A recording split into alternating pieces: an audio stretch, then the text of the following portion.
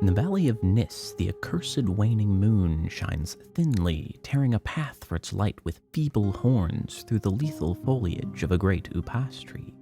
Within the depths of the valley where the light reaches not, move forms not meant to be beheld. Rank is the herbage on each slope where evil vines and creeping plants crawl amidst the stones of ruined palaces, twining tightly about broken columns and strange monoliths, and heaving up marble pavements laid by forgotten hands. And in trees that grow gigantic in crumbling courtyards leap little apes, while in and out of deep treasure vaults writhe poison serpents and scaly things without a name. Vast are the stones which sleep beneath coverlets of dank moss, and mighty were the walls from which they fell.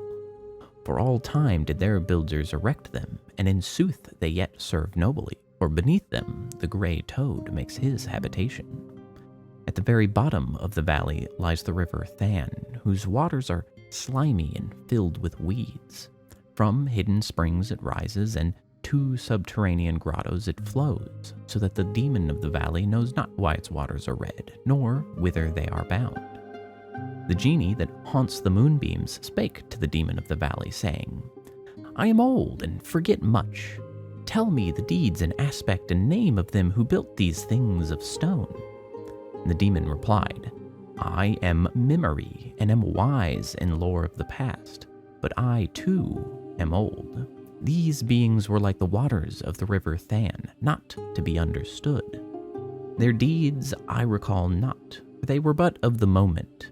Their aspect I recall dimly, for it was like to that of the little apes in the trees.